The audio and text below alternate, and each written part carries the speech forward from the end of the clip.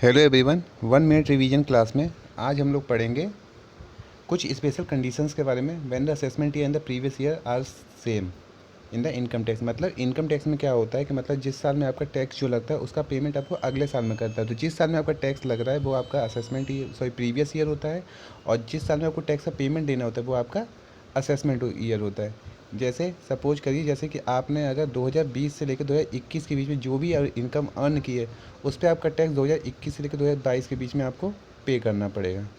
तो कभी कभी क्या होता है कि आपका असेसमेंट ईयर और प्रीवियस ईयर सेम हो जाते हैं। अब ऐसे कब होता है, इसके इनकम टैक्स एक्ट में सेक्शन 172 से लेकर 176 के बीच में कुछ प्रोविजंस दिए हुए हैं। स्टार्ट करते हैं पहला पॉइंट है आपका इसमें shipping business of the non resident. मतलब अगर कोई नॉन रेसिडेंट्स ऑफ इंडिया, मतलब कोई अगर बाहर का व्यक्ति है, कोई अब्रॉड से आया व्यक्ति या कोई विदेशी व्यक्ति है, अगर वो इंडिया में शिपिंग का काम करता है, शिपिंग बिजनेस का काम करता है, तो ऐसे केस में जब वो अपना बिजनेस फिनिश करके जब इंडिया से बाहर जाता है, वापस अपने देश में जा रहा होता है, तो उसको क्या करना पड़ता है, उसको उसी साल में टैक्स देना पड़ता है। मतलब गवर्नमेंट उसके लिए अगले साल तक का वेट नहीं करती उससे टैक्स लेने के लिए। सेकंड पॉइंट है इसमें आपका assessment of person living India. अगर कोई व्यक्ति है जो इंडिया छोड़ के जा रहा है, परमानेंटली छोड़ के इंडिया से बाहर जा रहा है, तो ऐसे केस में हम उसके लिए अगले साल का वेट नहीं करते, गवर्नमेंट उससे इसी साल में टैक्स वसूल कर लेती है।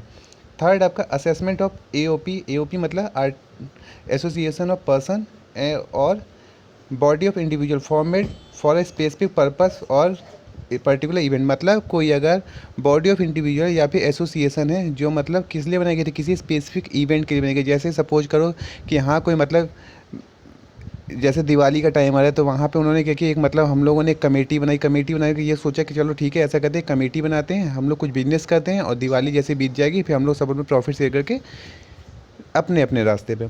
तो ऐसे केस में अगर कोई ऐसे इंडिविजुअल मिलके कोई यूनिट बनाते हैं, तो अब क्या होता है, अगर मतलब ऐसे मतलब फर्म अगर कोई प्रॉफिट अर्न करती है तो उस पर गवर्नमेंट उसी साल में मतलब आपका इनकम टैक्स चार्ज कर लेती है।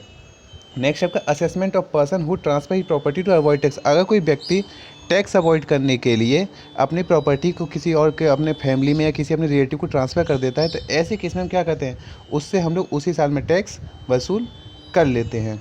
इसके साथ साथ फिफ्थ पॉइंट इसमें है वो है आपका डिसकंटिन्यूड बिजनेस।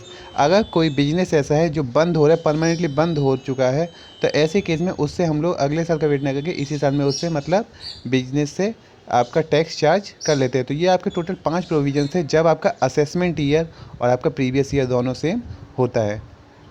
Thank you. आपको वीडियो कैसी लगी हमें ज़रूर बताएं, और वीडियो को लाइक और सब्सक्राइब करना ना भूलें।